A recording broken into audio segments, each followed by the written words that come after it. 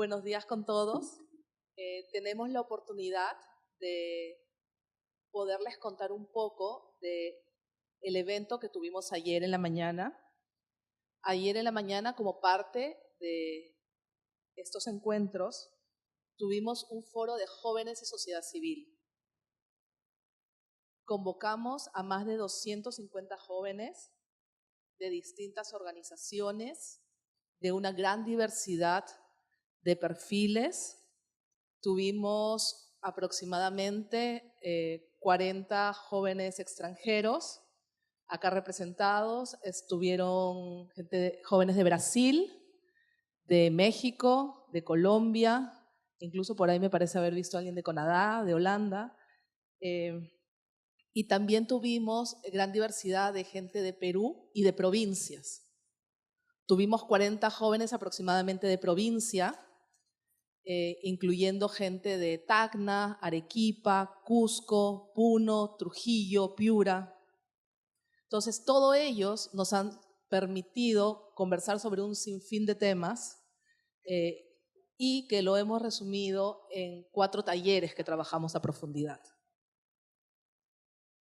Hoy día queremos presentarles un poco y contarles qué fue la reunión de ayer, cuál es la visión de los jóvenes, cómo ellos ven todos estos temas, que a veces es un poco distinto a cómo nosotros percibimos las cosas.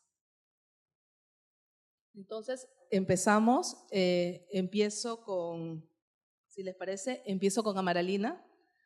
Amaralina estuvo en el taller de Educación para la Inclusión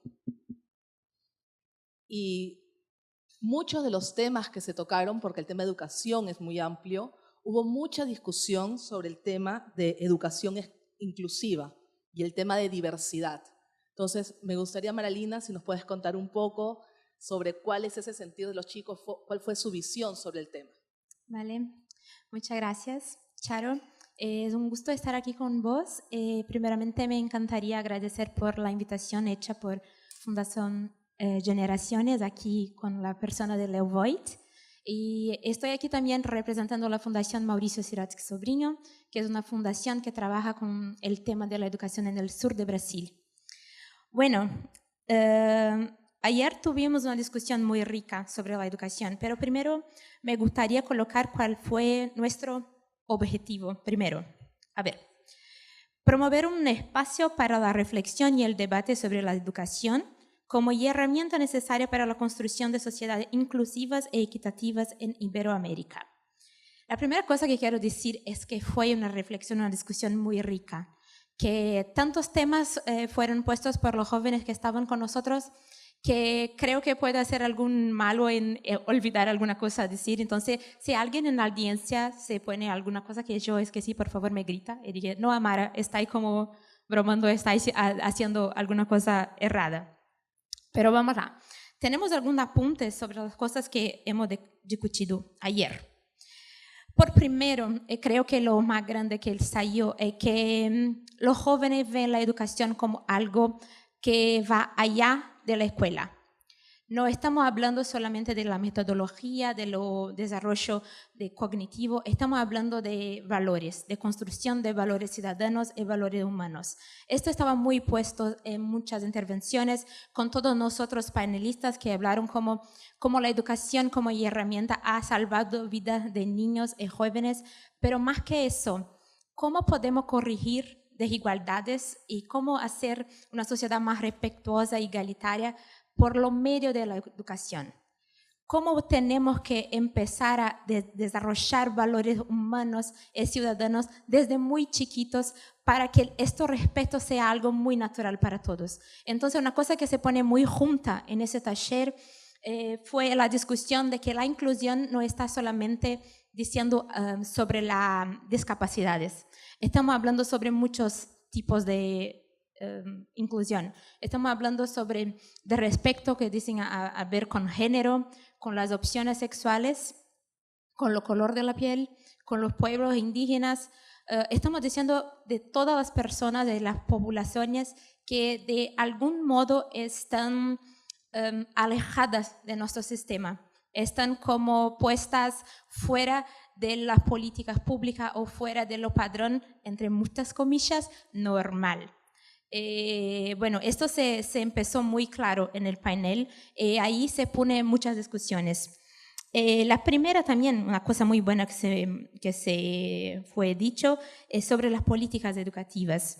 Una cosa que se faló Mariel de México, una de las panelistas, nos dijo que una cosa de la inclusión, que es algo muy malo, es que los parámetros educativos de las políticas educativas están escritas y pensadas para los hispanohablantes. En México en particular hay otras lenguas, dialectos de pueblos que están alejados de estas políticas. Esto no es inclusivo, porque las complejidades de las multiculturalidades son algo que tiene que ser aceptadas en las políticas para que se pueda hacer verdaderamente política más inclusiva para todas las personas de nuestra sociedad, que sabemos que son unas diferencias muy grandes.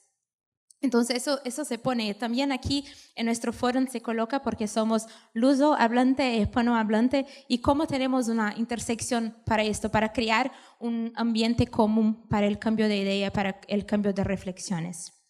Se discutió también la problemática de la accesibilidad, entonces para las personas de discapacidad, diciendo que los sistemas aún no tienen y no están preparados para las personas que precisan de algún tipo más de acceso. Entonces, aquí se coloca los proyectos, las cotas, las políticas afirmativas y también las infraestructuras físicas para que eso se desarrolle mejor. Una cosa muy, muy linda que se salió es que de uno de los chicos que ha dicho de la audiencia es que la exclusión es múltiple y tiene muchas formas. Entonces, ¿cómo podemos? Y aquí hago una pausa, que estábamos intentando tener respuestas para todas esas cosas sobre la visión de los jóvenes, pero nos quedamos muy inquietos con las preguntas, porque todavía no tenemos como tener un hilo que conduzca toda una reflexión, una discusión, una respuesta, porque tenemos múltiples cosas a pensar, porque las desinclusiones son múltiples y son complejas. Entonces eso se quedó muy lindo en la fala de uno de los chicos. Una otra cosa más linda que se pone, no sé cómo estoy de tiempo, Charo, ¿estoy bien? Vale. No, porque hablo mucho, entonces tiene que me decir, porque si no me voy a quedar hablando. ¿Está bien? Vale. Ok. Una otra cosa muy linda que se habló, porque hablamos del caso Marielle, de Brasil también, que vino muy naturalmente con la cosa de la inclusión de la mujer negra, de las crianzas de 2 niños que están viviendo en la periferia de la ciudad, y que los primeros trabajos que tienen, o lo primero empleo, el más fácil es el narcotráfico. Entonces, ¿cómo nosotros jóvenes podemos hacer oportunidades distintas para estos jóvenes que ven como su primer paso, como su primer movimiento para un empleo, la que son más fácil porque están olvidados de nuestro sistema, que es el narcotráfico? Entonces dijo que una de las conclusiones que llegamos nos dijo eso: para tener una sociedad respetuosa y justa, tenemos que hacer que los niños y los jóvenes se acostumbren a la diversidad, respetándola a través de valores humanos y sociales. Esto está muy lindo porque estábamos pensando cómo hacer escuelas más inclusivas, cómo tenemos políticas públicas más inclusivas, pero esto aún estamos viendo la diferencia como algo alejado. Y no, todos nosotros tenemos nuestras diferencias, tenemos que colocar la diferencia como algo común. Entonces las crianzas, los niños, los jóvenes tienen que estar siempre acostumbrados con la diversidad para que consigan la respetar. Y la escuela cumple un papel fundamental en esto. Bueno, se quedó mucho, los jóvenes estaban como muy interesados en saber cómo son las políticas públicas educativas en todos nuestros países. Estaban como en las políticas de cotas, cómo se hace para dar acceso a mujeres, cómo se hace para dar acceso a los niños que no tienen condiciones sociales. En este fue un intercambio de mucho más para conocernos la red de quién éramos nosotros, que más que nada. Una otra cosa más que surgió en el taller es algo muy, muy lindo y que también para mí es muy fundamental, que cuando pensamos que la educación está para allá de la escuela, que la educación lo hicimos todos los días, así no solamente en la escuela tenemos que siempre estar no solamente aprendiendo, pero educándonos a ser mejores ciudadanos. Un estudiante de turismo que estaba en la audiencia se manifestó y dijo que en la carrera de Perú siempre explotan el enfoque económico. No se tiene en cuenta la dimensión social de las carreras. Hace falta un enfoque que aporte a la educación, por ejemplo, el del voluntariado. Entonces, ¿cómo podemos, al empezar, cuando el joven está en la universidad, cómo podemos hacer con que desarrolle un pensamiento social, colectivo, de cooperación, y no solamente para un labor, para un final económico? Eso se quedó muy bello también, y se pone a pensar que en las otras carreras cómo eso se puede hacer. A ver.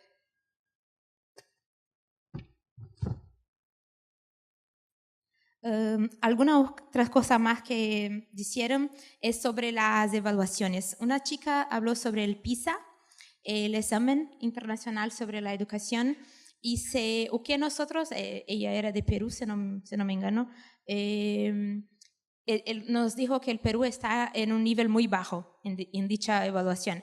Y cómo en los otros países nosotros vimos el PISA y cómo damos importancia a él para nuestras políticas educativas.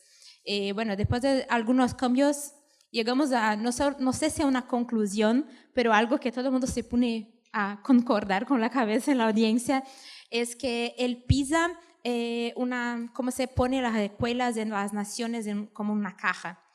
Nosotros jóvenes sabemos que tenemos que tener algún criterio para saber si la educación está como amplia y difundida entre los países, no importa su cultura o sus oportunidades.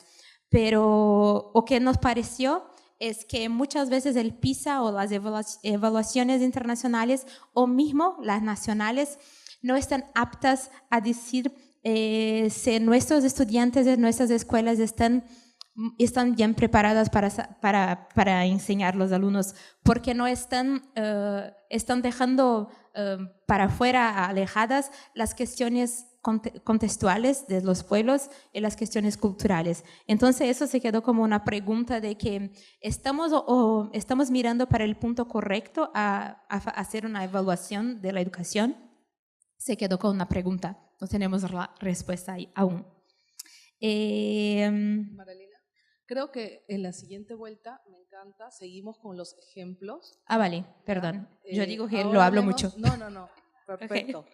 Y lo aterrizamos un poco más, me parece genial el ejemplo que dices, por ejemplo, de la prueba PISA, y podemos entrar también un poco más a ahondar, pero quería agarrar tu idea anterior, que hablabas de ciudadanos, de ser buenos ciudadanos, que es un tema que también se ha visto en el taller de educación y que nos lleva al taller donde estuvo Miguel, porque Miguel estuvo en el taller de participación ciudadana.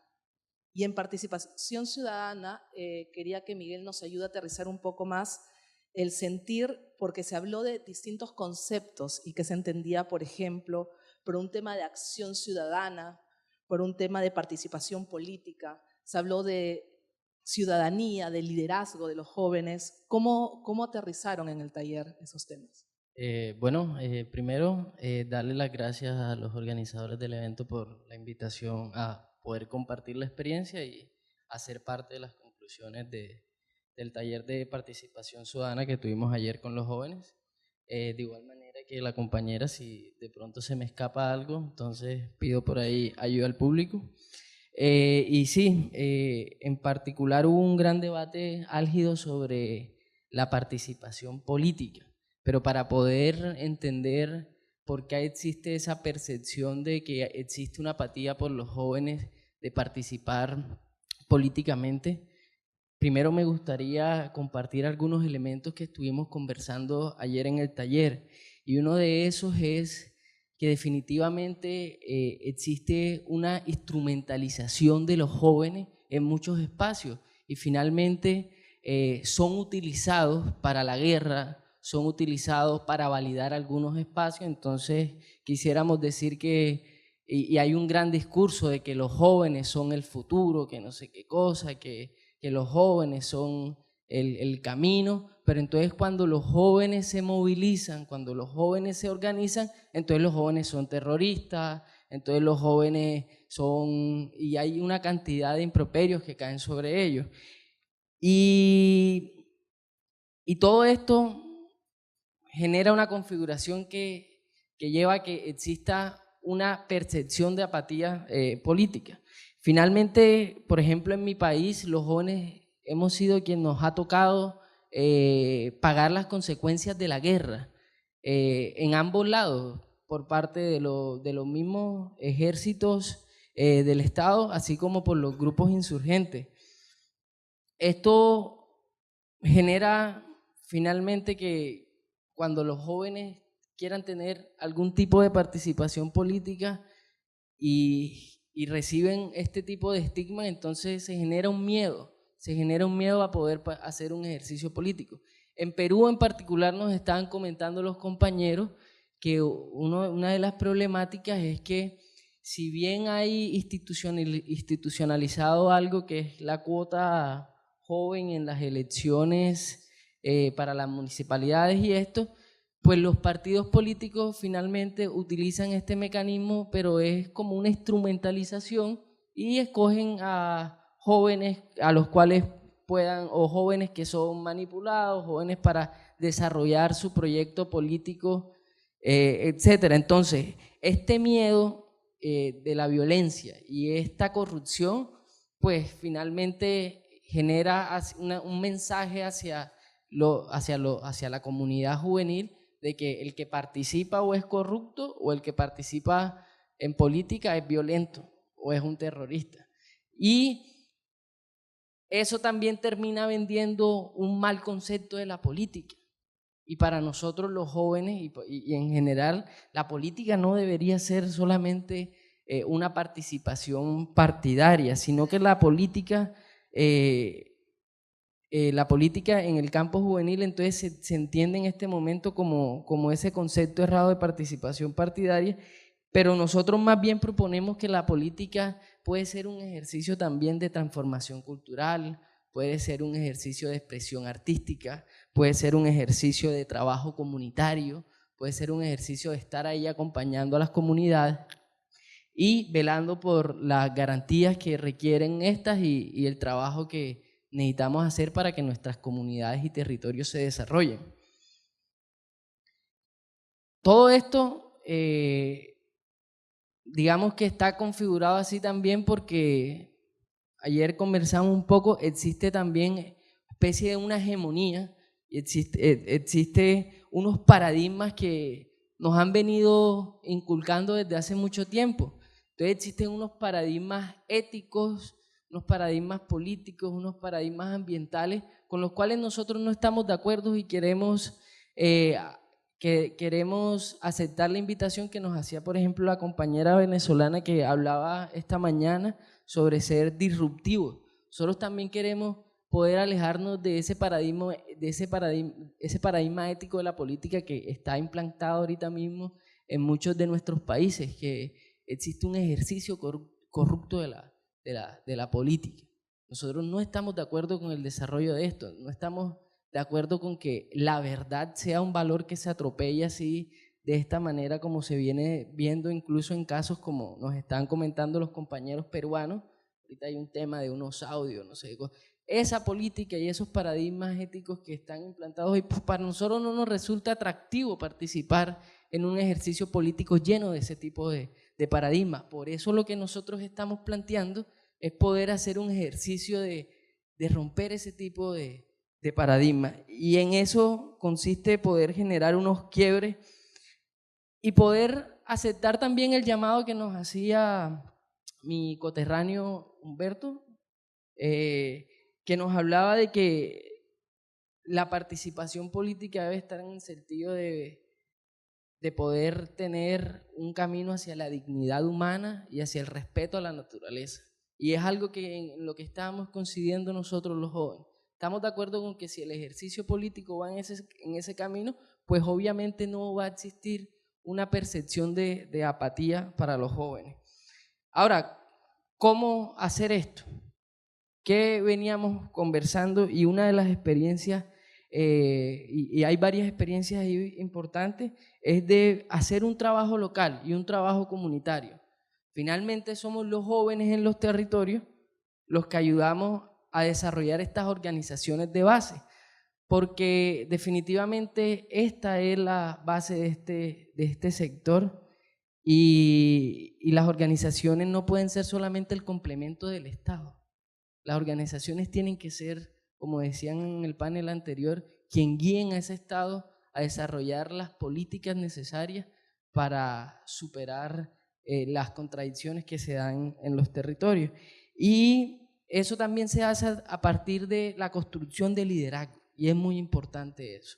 Es muy importante que entonces hagamos un ejercicio de educación y de formación sobre las posiciones que tenemos los jóvenes en estos momentos y cómo nosotros también podemos cómo nosotros tenemos habilidades de liderazgo, sino que toca es hacer un ejercicio de formación, un ejercicio de pulir y prepararnos para hacer algo que es muy importante, porque si no todo esto que estaría diciendo se quedaría en un discurso, y es que nosotros los jóvenes tenemos que asumir una vocación de poder asumir el liderazgo en los espacios donde se toman las decisiones, en los espacios donde nosotros podemos ir allá a decir, hey, no estamos de acuerdo en cómo se están realizando las cosas. Y esto para poder tener realmente un ejercicio de ciudadanía activa. En eso debería consistir la participación ciudadana de los jóvenes, en poder participar en esos espacios, participar en lo local y plantear los nuevos paradigmas que nosotros tenemos. Perfecto. Gracias, Miguel. Sí, esto nos da una idea de cómo la voz de los jóvenes pueden llegar a temas de incidencia, no necesariamente de la manera convencional que se tiene pensado. Rosario, que es la siguiente panelista, estuvo en el taller de emprendimiento e innovación y ahí surgieron experiencias bastante simpáticas, y parte de la idea del emprendimiento era su relación muy arraigado en el tema de los jóvenes, el tema de innovación. ¿Qué es innovación? ¿Cómo vemos innovación? Si innovación realmente significa tecnología, ¿cuáles son las similitudes, las diferencias? ¿Cómo se ve eso? Rosario, cuéntanos un poquito del taller.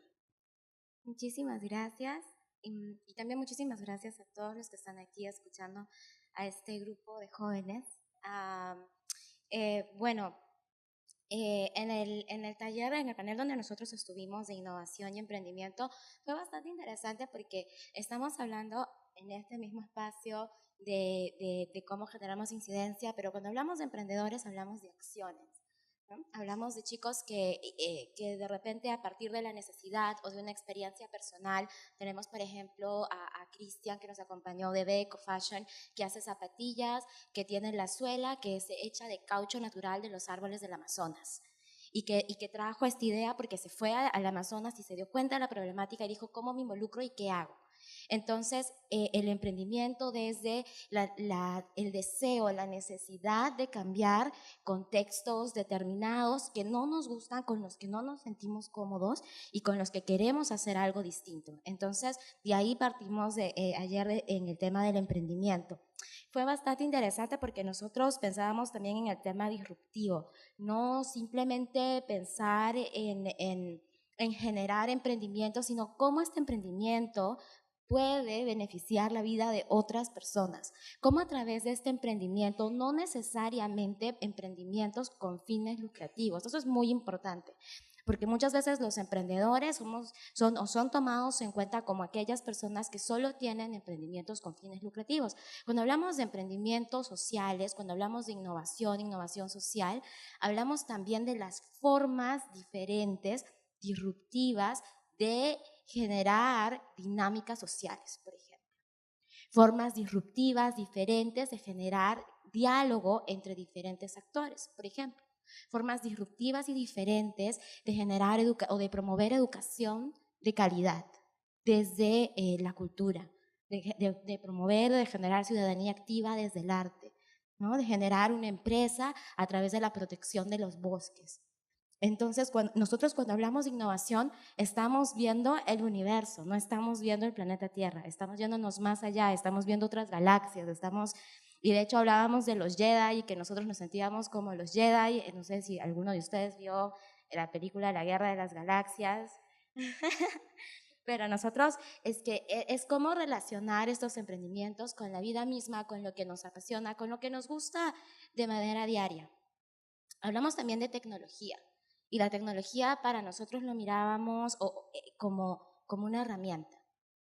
La tecnología puede ser un más y depende de cómo nosotros lo utilicemos para poder transformar las comunidades. Es que esta tecnología va a ayudar a que estas innovaciones sociales, ¿no?, en el tema lucrativo y no lucrativo puedan cambiar los diferentes contextos. Entonces eso es muy importante porque estamos hablando no solo de las tecnologías de los chips, estamos hablando de cómo las redes sociales sirvieron en otros contextos, en otros países como en Brasil, para organizar jóvenes y que salgan a las calles y se manifiesten y empiecen a hacer ejercicio de su ciudadanía activa, ¿no? Entonces fue muy interesante. También pensamos mucho en el tema de las alianzas. Nosotros consideramos que para los emprendedores tenemos un procesos o desafíos muy duros durante el proceso de generar, crear o implementar un emprendimiento, ¿no?, desde la juventud. Y el tema de las alianzas, poder contar no solo con otros emprendedores que sean nuestros contemporáneos, sino también con un ecosistema que nos permita a nosotros hacer que estos emprendimientos no mueran antes del tercer año y que se consoliden como iniciativas que pueden generar un impacto mayor. Nosotros consideramos que son las escuelas, es la universidad, son, por ejemplo, las municipalidades, son todos estos espacios y todos estos actores involucrados quienes nos van a permitir como emprendedores de repente fortalecer nuestras capacidades, de repente potenciar nuestros emprendimientos, de repente conocer algo que no conocíamos. Regreso al caso de Cristian, que nos decía, nosotros cuando empezamos con los primeros prototipos de las zapatillas, la suela cambiaba de color. Era blanca y se ponía amarilla, y cuando era amarilla le salían manchas blancas. Entonces decían, y nosotros no sabíamos por qué, y nos dice que se dieron cuenta que necesitaban investigar, hacer una investigación química de cómo es que los árboles silvestres, por su naturaleza de ser silvestres, van a tener que cambiar de color, y cómo es que tienen que enfrentar ese desafío a través de una investigación académica con el apoyo de su universidad, para que el caucho de las zapatillas ofrezca una calidad tan buena como aquellas zapatillas que son sostenibles o ecoamigables, que vienen importadas desde otros países donde la tecnología está mucho más avanzada. Entonces, a eso nos referimos con alianzas. Y alianzas también para compartir, porque los emprendimientos, si bien es cierto, pueden incluir a muchas personas, pero también cómo no generar del emprendimiento un egocentrismo de emprendedores y decir, esta es mi idea y yo la creé, ¿no? Sino abrir las puertas a otra gente para que se empodere a través de nuestros emprendimientos, para que participe, para que genere cambio, ¿no? Y también que se vayan generando otros emprendimientos a través de estas experiencias compartidas. Los jóvenes también han hablado de los objetivos de desarrollo sostenible, se tocó el tema en la mesa de ayer. Sabemos que el emprendimiento es un catalizador para hacer que estos objetivos se conviertan en una realidad. Si nosotros pensamos en la mega diversidad de emprendimientos que existen en la actualidad, liderados por jóvenes, y las contribuciones concretas que están haciendo con cada uno de los objetivos, con cada una de las metas o los indicadores de los objetivos de desarrollo sostenible, entonces nos estamos dando cuenta que los jóvenes no son el futuro, o sea, los jóvenes son el presente, y hay que tener mucho cuidado y mucho ojo con eso, porque los jóvenes están generando un cambio disruptivo, y nosotros lo que tenemos que pensar es cómo hacer esta transición intergeneracional de lo que ya está establecido y construido con está dando y que en realidad busca un espacio de participación y de intercambio de experiencias. Bueno, yo creo que, finalmente el tema de diversidad. ¿Cómo es que la diversidad se puede abarcar a través del emprendimiento? Teníamos también a Tiago de Brasil, que nos hablaba de diferentes comunidades que vienen involucrando. No solo es los entornos del emprendedor, de que están en las startups, no, también son comunidades, también son chicos. Estábamos hablando también con Francisco Vilela, que trabaja en Villa El Salvador, que nos hablaba de jóvenes que si es que en la mayoría de los casos, si es que no encuentran una iniciativa como en la que él está, que es Quilombo Artes Escénicas, pueden terminar consumiendo drogas y no contribuyendo con sus comunidades. ¿Cómo es que la diversidad, nosotros podemos pensar en algo mucho más grande, en una comunidad mucho más diversa y reconocernos como tal? Cristian hablaba de las comunidades indígenas, productoras del caucho natural.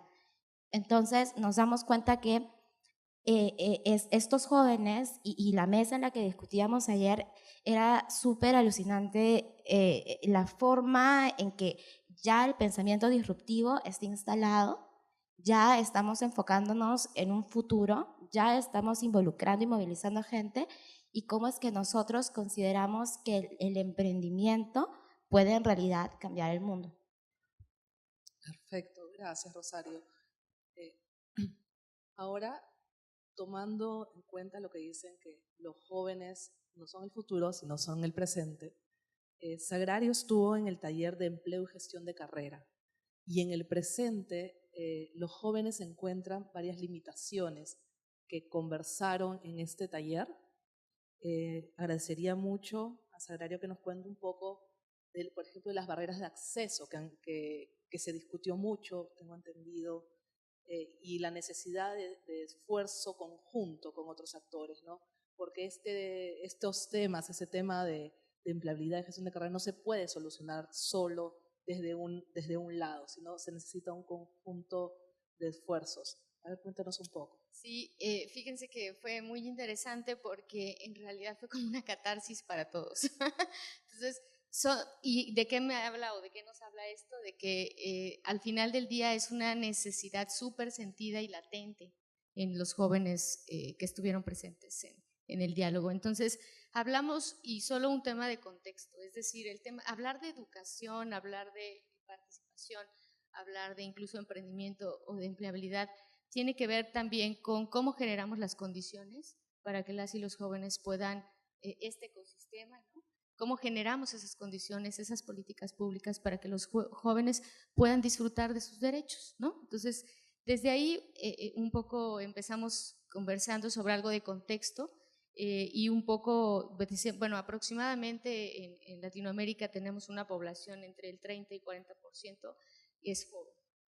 Pero de esa juventud que pudiera, bueno, hemos hablado ya y hemos escuchado sobre el tema del bono demográfico, ¿no? Estamos en una época en la que los jóvenes pues son de alguna, sí, el presente efectivamente, porque a partir de cómo vivan estos jóvenes y qué decisiones tomen, es como vamos a construir mundos diferentes, ¿no? Entonces, quizá nada más comentarles sobre algunas limitantes que tienen que ver más con contexto y luego ya entraría el tema de empleabilidad en particular, pero de esta población que les digo es que estamos entre el 30 y 40%, imagínense que el 65% de esos jóvenes son, en México le decimos ninis, ni estudian ni trabajan. Bueno, no les decimos, les dicen. Pero nosotros decimos, no solo es un tema de que no estudian, porque si decimos ninis, estamos asumiendo que ellos son los responsables de no estudiar o no trabajar. Entonces nosotros decimos o platicábamos un poco sobre cómo hablar más bien de los jóvenes, no son ninis, sino son sin oportunidades de empleo, sin oportunidades de educación, sin oportunidades para poder desarrollarse plenamente, ¿no? Y desde esa perspectiva hablábamos particularmente el tema de empleabilidad en los jóvenes.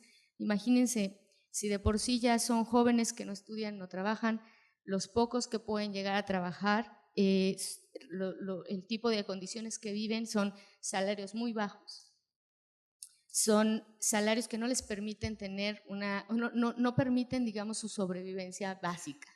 Alimentación, acceso a salud, si estás trabajando y que quieras y desees estudiar, pues no es posible con el tipo de salarios que tienen los jóvenes, ¿no? Y que se les ofrece. Pero no solo eso, el tema también de la inestabilidad laboral, ¿no? Con los contratos que ya no son contratos como permanentes eventualmente o por años, sino son de súper corto plazo la mayoría, ¿no? Otra de las situaciones es que una vez que ya estás y lograste entrar en el campo laboral, pues no tienen contrato, ¿no? Entonces, más o menos el 25% de los jóvenes que logran integrarse o insertarse laboralmente, pues no necesariamente cuentan con contrato. Y pues qué decir, sin prestaciones, seguridad social, etcétera, ¿no? Entonces, esas son como un poco las condiciones que están limitando a que las y los jóvenes se puedan insertar de manera pues más orgánica. Quizá nada más también hablar sobre qué otras condiciones viven más en situación de riesgo, y platicábamos, bueno, algunos jóvenes en México en particular, y ahora escuché que en Brasil también lo comentaron, pero sí están muy propensos a entrar o sea, de entrar a un empleo que te ganas 10 pesos, ¿verdad? Bueno, $10 podríamos decir, a ser parte del narcomenudeo, narcotráfico, bandas de secuestradores, etcétera, pues está muy jugosa la diferencia, ¿no? Entonces también, digo, no se habló específicamente del tema, pero sí es una parte de alguna manera que es contextual y que es importante decirlo. También hay un tema de migración en algunos de nuestros países, entonces eventualmente eso también marca y subraya el tema de no tener oportunidades en tu país, pues eso de alguna manera te invita a migrar y bueno, pues todo lo que eso significa. También hay contextos de violencia, ¿no? Que eso lo quiero traer un poco a la mesa en el tema del contexto de los jóvenes, porque al final del día eso determina decisiones. Y también nos invita a pensar qué condiciones, insisto, como organizaciones de la sociedad civil, como gobiernos, como empresas, ¿no? Estamos generando para que nuestros jóvenes puedan desarrollarse. Quizá de las mayores preocupaciones que tenían específicamente y que toca un tema de, por ejemplo, educación, es nos están educando, pero no necesariamente para poder insertarnos en el campo laboral. Nos educan y las carreras son muy generalizadas, o sea, como temas muy generales, entonces cuando llegas, eventualmente consigues un empleo, pues hay todo un tema de adaptación y de especialización, etcétera, que no muchas veces las empresas quieren pagar, ¿no? Entonces dices, ese es un tema, incluso ellos como propuesta decían, ¿por qué no ¿por qué no sensibilizar a los grupos empresariales para que pudieran invertir en los jóvenes que vamos entrando y que nos puedan capacitar y que seguramente somos, pues sí, al final unos decían millennials, etcétera, y eso pues aprendemos rápido y con todo lo que implica, ¿no? Entonces dices, otra de las cosas que decían es, tú vas a buscar, digamos, a acudir a un empleo y lo que te piden son años de experiencia que eventualmente, pues si estás estudiando, sales, pues no necesariamente los tienes. Entonces, frente a eso proponían cosas interesantes como, y supongo que también hay programas en nuestros diferentes países al respecto. En el caso de México, hay un programa que se llama el modelo dual, que es de alguna manera un programa que viene de Alemania y una experiencia interesante, pero básicamente es como en el último trayecto de la carrera, las y los jóvenes donde concluyen ciertas materias es ya en el espacio laboral y donde aprenden y donde ya, digamos, y acreditan incluso sus materias, pues es dentro de la empresa que están haciendo como su estadía. Pueden ser estadías, prácticas profesionales, incluso algunos chicos hablaban del tema de voluntariado, ¿no? Y ahí tocamos el tema de voluntariado más referido a, por ejemplo, cómo llegar a las organizaciones de la sociedad civil y también como ese espacio de aprendizaje para entrenarme en ciertas habilidades para el trabajo y pues desde luego habilidades para la vida. Había una crítica fuerte sobre el tema de cómo nos educan, que no necesariamente nos están educando para la vida y que bueno, pues eso es una gran ausencia. Entonces decíamos, bueno, para complementar esa educación, pues nos interesaría, y ahí se hablaba muy interesante del rol de las organizaciones de la sociedad civil como esa posibilidad para adquirir habilidades blandas, ¿verdad? a través del voluntariado, a través de la participación, decían incluso grupos estudiantiles al interior de nuestras universidades o de nuestros centros de estudio, cómo pueden ayudarnos a desarrollar liderazgo, comunicación, trabajo en equipo, etcétera, y que eso, cómo logramos que eso sea valorado por los empleadores, porque entonces no es que llegues a un empleo y llegas en cero, sino ya tienes curricularmente una participación, un emprendimiento, etcétera, que ya de alguna manera te hace sobresalir, ¿no? Con tus habilidades. También se hablaba de la posibilidad del emprendimiento y la posibilidad del emprendimiento como generación de riqueza. Decían, bueno, hoy día los empleos que hay, digamos, allá afuera, pues no son suficientes para la cantidad de jóvenes que estamos egresando, ¿no? Entonces el emprendimiento como esa posibilidad de ser productivos y de alguna manera pues de generar riqueza en nuestros países. Yo lo dejaría hasta aquí, digo, hubo mucho más diálogo, pero bueno, igual en la segunda ronda platicamos. Por supuesto. Gracias. Esto les da una idea bastante general de todo el taller, el foro que hubo ayer, lo rico que fue el debate, las conversaciones. Y yo quisiera en esta segunda ronda, ya Sagrario me dio un poco de pie y ya respondió un poco, es cuáles son los retos que los chicos identificaron, no solo a través de las experiencias, porque hubo un panel de experiencias, sino también dentro del mismo debate. ¿Cuáles son los retos que han encontrado en estos temas que trataron? Y si nos pueden dar de manera bien breve 1 o 2 ejemplos que crean que puede darnos mayor luz de estos temas que cerraron el panel, ¿no? Y también si no hubo nada concreto, porque el foro quedó corto para más de uno.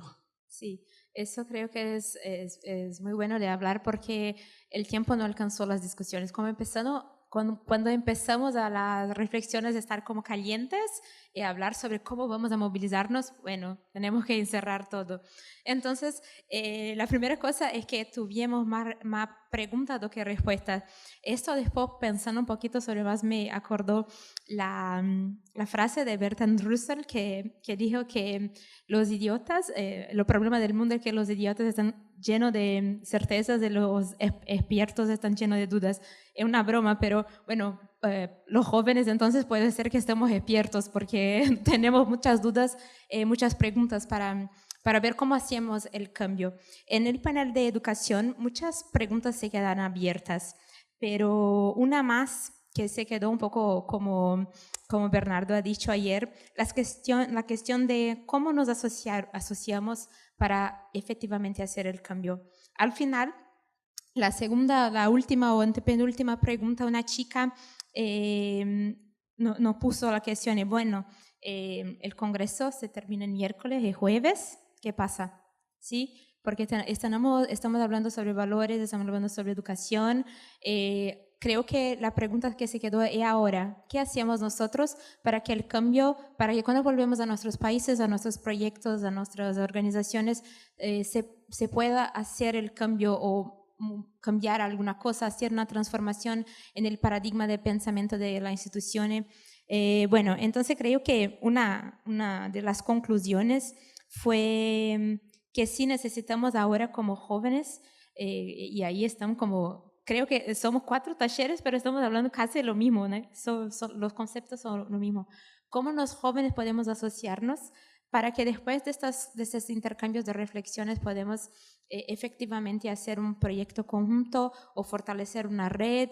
Porque aún creemos que tenemos dificultad en estar más cercanos a los gobiernos por las políticas públicas y aún también no tenemos mucho espacio dentro de las organizaciones privadas para proponer cosas, ¿sí? Porque una cosa que salió también de una conclusión es que la educación está muy tecnicista. Estamos cada vez más siendo enseñados a hacer cosas muy técnicas, pero no a pensar críticamente y así poder involucrar una otra sociedad como un nuevo paradigma. Entonces, se pone muy importante. Bueno, de conclusiones, creo que esa es la mayor pregunta. Y aquí coloco yo para todos los otros compañeros y para los jóvenes de la audiencia, que cómo vamos nosotros a construir esta red que empezó en este foro para que podamos dar un paso siguiente. Por ejemplos, bueno, tenemos buenísimos ejemplos como los panelistas, pero dos que pueden concretizar esto fue la ONG Causas, que Emanuel nos ha dicho que cómo utiliza la arte como una herramienta para retirar las crianzas de los jóvenes, los niños, de situación de vulnerabilidad. Eso es muy similar a lo que Leonardo nos ha presentado en Proyecto Pescar, que es un proyecto muy largo en Brasil, que también se utiliza de los espacios de empresas para que se pueda proponer oportunidades para los niños que están en situación de vulnerabilidad. Entonces, ver dónde están las oportunidades, los espacios que se pueden, en algún formato, abrir una puerta y no solamente dar un empleo para una renta, pero una renta que no nos hace desarrollar, pero cómo podemos dar una oportunidad. Creo que estos son los dos ejemplos de los panelistas, pero la audiencia trajo muchos ejemplos más, pero creo que estos dos consiguen decir que la arte y las oportunidades dentro de las empresas pueden ser caminos efectivos para que podamos desarrollar los jóvenes, no solamente en su aspecto tecnicista, pero también en su aspecto de valores humanos de ciudadanos. Gracias. Miguel.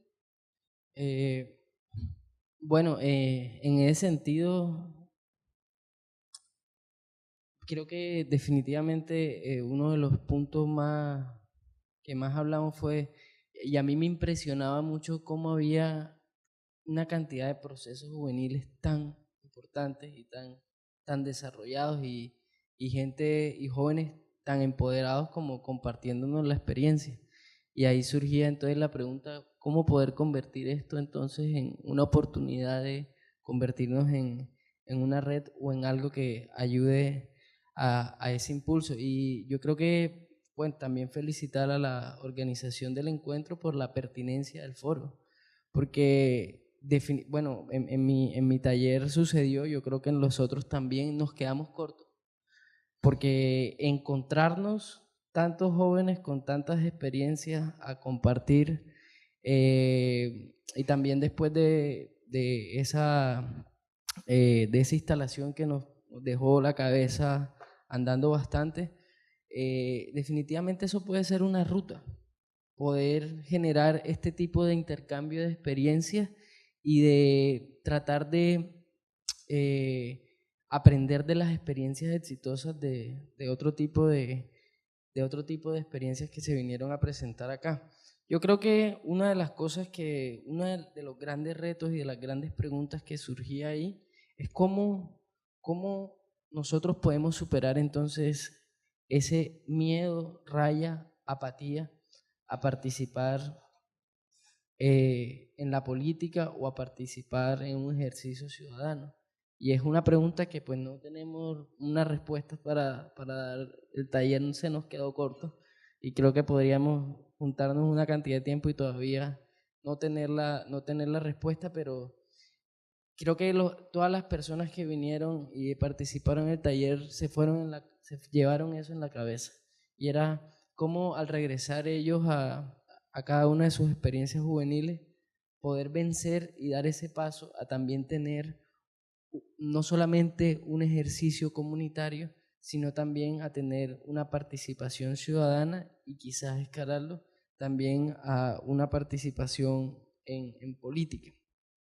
Otra de las cosas que nos arrojaba el taller era cómo estamos en el tema de políticas de juventud en cada uno de nuestros países.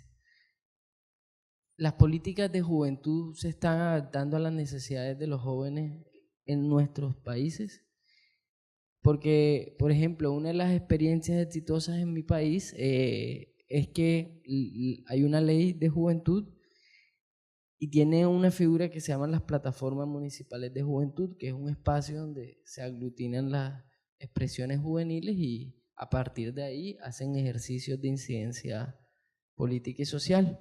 Pero, por ejemplo, encontrando un homólogo aquí en Perú, nos comentaban que aquí había algo que se llamaba como consejos municipales de juventud, pero que eran cooptado por los partidos y eso hacía que no se acercaran organizaciones políticas. Entonces, eso es un reflejo de que quizás esa política pública de juventud no está acorde a generar espacios de articulación para el trabajo de los jóvenes.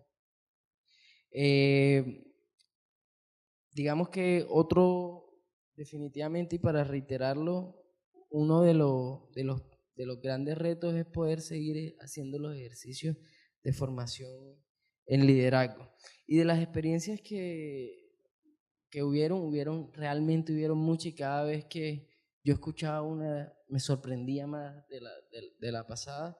Y por ejemplo, es increíble cómo, por ejemplo, una de las panelistas fue de una organización que se llama Wipala, que finalmente es como una organización juvenil que permite ayudar también como a las fundaciones de las empresas a hacer un ejercicio social y les arroja luces de en qué prácticas juveniles ellos pueden apoyar. Muchas veces pues sucede particularmente allá cuando las empresas deciden hacer como un ejercicio con jóvenes, entonces les toca empezar de cero. Bueno, ¿qué hacemos en este territorio? Pero ya hay organizaciones juveniles que están haciendo cosas y que necesitan fortalecimiento y apoyo. Y que existan entonces organizaciones que ayuden a establecer esta ruta, me pareció muy interesante. Además que otra experiencia muy importante que hacen ellos es que tienen observatorios de juventud donde pueden estar pueden estar pendientes de qué está sucediendo con los indicadores de juventud, y eso arroja mucho en ese ejercicio que no solamente termina siendo académico, sino que uno a partir de ahí puede tratar de desarrollar políticas o proyectos para poder disminuir esa vulneración de derechos que sucede. Y definitivamente una de las apuestas que en lo personal, y me sentí muy recogido en varias de las que estuvieron compartiéndonos acá, es que uno de los temas es la transformación cultural. Uno de los temas es, los jóvenes, había una organización que se llamaba Nueva Semilla, que se encarga de hacer un trabajo artístico y cultural en su territorio. Nos comentaban que a ellos no les interesaba convertirse en los mejores artistas del mundo, sino que a ellos les interesaba poder adquirir experiencias artísticas para poder compartirlas con la comunidad y poder replicar y poder enseñar. No estamos interesados en volvernos como las luces de ciertos temas, sino que nos interesa es que mucha más gente y muchos más jóvenes hagan parte de este tipo de iniciativas.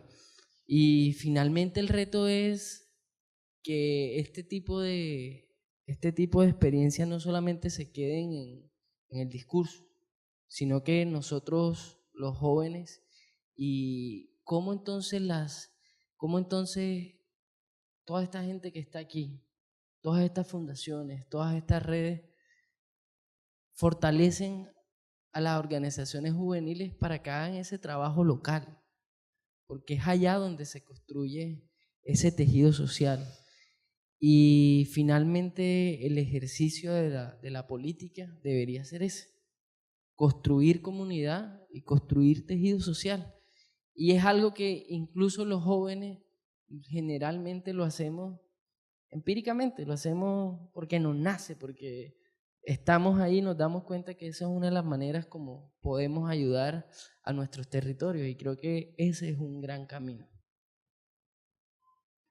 Qué simpático. Eso nos demuestra que el foro ha sido bastante enriquecedor, ha habido mucho trabajo de joven para joven, ¿no? Y la idea, ya cuando concluyamos, es a ver hacia dónde más nos articulamos con otros, pero son experiencias súper simpáticas.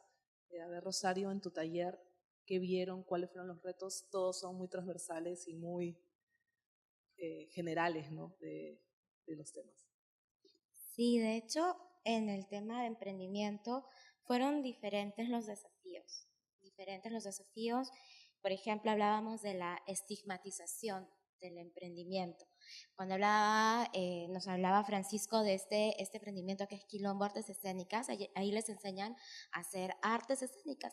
O sea, no es que buscan convertir gente en artistas, pero quieren que a través del arte los chicos se alejen de entornos peligrosos para ellos. Pero cuando Francisco nos comentaba que él quería asistir a Quilombo, porque él es producto de esta iniciativa, su familia le decía, no, nosotros no queremos que seas artista, ¿no? O sea, no. Y había ese rechazo al emprendimiento. Y de repente no solo es al participar de estos espacios disruptivos, sino también es esta estigmatización al fracaso, ¿no? A equivocarnos, a hacer las cosas mal y tener que empezar de nuevo. Entonces, ese es uno de los grandes desafíos, cómo desestigmatizamos el emprendimiento y lo convertimos y reconocemos a través de la cultura naranja, que es el tema de los emprendimientos culturales, a través de los emprendimientos sociales sin fines lucrativos y con fines lucrativos en herramientas transformadoras. Luego hablábamos también de cómo es que hablábamos de los ecosistemas en el bloque pasado, y no solo se tocaron los ecosistemas, sino cómo estos ecosistemas encuentran una base legal que permita que los emprendedores puedan subsistir en el tiempo y no solo ser una iniciativa, pero contribuir o estar registrados legalmente, contribuir de manera taxativa, contribuir en los diferentes espacios de manera formal, ¿no? Nos comentaban sobre esta creación de la ley para los emprendedores en Argentina, y en Perú estamos con un proceso un poco parecido. Se está buscando también tener este marco legal para empresas que están generadas por emprendedores. Entonces, definitivamente, nosotros consideramos que podemos emprender, podemos tener estos espacios de articulación, podemos tener a la escuela, podemos tener a la universidad, pero cuán importante se hace también tener estos marcos legales para nosotros. El tema también del seguimiento es un gran desafío, porque es muy duro ser emprendedor. Es muy duro ser emprendedor en Latinoamérica. Es muy duro ser emprendedor si eres joven. Es muy duro ser emprendedor si vienes de un entorno no privilegiado. Es muy duro ser emprendedor si vienes de una comunidad que es afrodescendiente, que es indígena, que vive en la zona rural. Es difícil ser emprendedor si eres mujer. Es difícil ser emprendedor si eres una persona con discapacidad. Entonces, si ponemos toda esa interseccionalidad junta, podemos decir, estos chicos son maravillosos porque a pesar de todos esos desafíos, están haciendo cosas increíbles, ¿verdad? Entonces, ¿cómo hacemos nosotros para que estas buenas iniciativas, estas buenas movilizaciones de recursos humanos, de creatividad, de conocimiento o recursos económicos no desaparezcan? ¿No? ¿Cómo les hacemos un seguimiento? De repente, sí es bueno promover que se generen más startups, pero ¿cómo identificamos a las existentes y las ayudamos a que no se pierdan en el camino? ¿No? ¿Cómo trabajamos con la empresa privada? ¿Cómo trabajamos con la sociedad civil? ¿Cómo trabajamos con la academia o con los gobiernos? También el tema de los financiamientos se tocó como algo bastante interesante, cómo es que sí, estos entornos que nos permiten crecer tienen un financiamiento o una partida desde nuestros gobiernos. ¿Cuánto invierten los gobiernos en los emprendedores? ¿Cuánto invierten los gobiernos por generar un ambiente que sea fértil para el emprendedor? ¿No? ¿Cómo es que esto está funcionando? Y finalmente, el tema de, nosotros hablábamos de arte para la vida, pero emprendimiento para la vida también, ¿no? Nosotros queremos algo que no sea de este momento, de este año, de este mes, o de este boom del momentum del emprendimiento. Queremos del emprendimiento, del arte, de la conservación de los bosques. Queremos también que desde el trabajo con las comunidades hacer un crecimiento, generar un crecimiento, un proceso para la vida, ¿no? que veamos, donde veamos los cambios a futuro, donde no solo nos quedemos con un proceso que fue lindo durante 5 años y que se acabó y que nosotros nos quedamos y nos olvidamos del emprendimiento y que lo recordamos en un libro o en una ponencia muy linda, ¿no? Entonces, creo que esos han sido los desafíos que identificamos. Y también cómo es que es la violencia para los jóvenes, la falta de oportunidades, para nosotros sí es un desafío para poder vivir una vida digna, para poder vivir en un espacio donde se reconozcan nuestros derechos humanos, donde podamos tener un ingreso digno, donde podamos vivir de una manera tranquila en un planeta que nos permita disfrutar de una tarde en la playa o de bosques o de ver especies de fauna silvestre o fauna marina, pero también cómo pensar en todos estos desafíos como oportunidades, porque nosotros cuando vemos un problema de jóvenes que de repente están entrando en problemas de drogadicción en un distrito determinado como lo es Villa El Salvador, donde está Quilombo, o cuando vemos que hay un problema de deforestación en la Amazonía y que las comunidades productoras no tienen un ingreso, ¿cómo convertimos esos desafíos en oportunidades para esas personas, ¿no? La capacidad de transformar. Entonces creo que eso es muy importante. Desafíos, contactarlos o conectarlos con oportunidades para generar cambio. Sin lugar a dudas. Gracias, Rosario. Sagrario, sí. Bueno, además de lo que ya conversábamos hace rato sobre el tema de retos, plantearon algunos otros, los voy a puntear nada más para ir concluyendo. Otro de los retos tenía que ver con la centralización, es decir, tanto los centros educativos como los centros de trabajo eventualmente están colocados en las ciudades y las oportunidades están ahí. Entonces, ¿qué pasa con los jóvenes que son de comunidades más marginadas, indígenas o que están lejanas a esas ciudades, ¿no? Ese es otro reto que planteaban ellos sobre el tema de acceso. El otro reto también, que más o menos ya lo platicamos, tiene que ver con la vinculación escuela-trabajo, ¿no? Que hay una desconexión, no solo en términos de articulación inmediata para la empleabilidad, o sea, saliendo de tu universidad eventualmente entrar a un trabajo, sino también en contenidos, ¿no? O sea, decían, bueno, y todos estamos aquí de acuerdo, el tema de las tecnologías de la información, pues eso ha revolucionado no solo los esquemas para, en este caso, educativos, sino también pensábamos sobre las empresas, ¿no? O sea, cómo reclutas gente, cómo atraes talento, la formación. Entonces, ha trastocado el tema de la tecnología de alguna manera, entonces estamos en un momento de mucha construcción también, o reconstrucción. Ellos hablaban de esa desvinculación, insisto, en la pertinencia de las carreras que están estudiando, ¿no? Bueno, hemos leído por allí, hay algunos artículos sobre el tema de que las carreras que estamos estudiando hoy, pues definitivamente no son las carreras del futuro. Entonces, ¿cuáles son esas carreras del futuro? Hay una incertidumbre en ese sentido y entonces ellos hablaban de actualización permanente en sus centros educativos para poder ser, de alguna manera, responder al mundo que viene, ¿no? El tema también, manejar un tema de discriminación y el tema entre los empleadores, hablar de discriminación en el sentido de si eres de una universidad X o Y que es pública, no te contrato, pero si eres de una privada sí. Hablaron también de discriminación con respecto al tema de género, ¿no? Si eres mujer, entonces sí, porque eventualmente, digo, no, porque eventualmente sé que te vas a embarazar y que va a pasar esto y lo otro, ¿no? Entonces sigue existiendo todo este esquema tradicional, ¿no? De los roles. Y en ese sentido, pues ellos lo veían como una limitante. Las barreras de género ya lo habíamos platicado y bueno, y en ese sentido, quizá nada más para cerrar ellos proponían que hubiera una posibilidad de que desde que entras prácticamente a la secundaria pudieras empezar a trabajar sobre trayectos laborales, o sea, sobre habilidades de cómo hacer un currículum, o sea, que los pudieran, de alguna manera, la educación que recibieran los pudiera ir orientando en edades más tempranas sobre el tema de empleo. Y bueno, yo creo que aquí el tema fundamental, ellos se miran como agentes de cambio, o sea, ellos creen y definitivamente están realizando iniciativas para poder cambiar esta situación. Sin embargo, también creo, y que se habló un poco también en la mesa, que el rol de las organizaciones de la sociedad civil en este sentido es fundamental, como facilitadores, ¿no?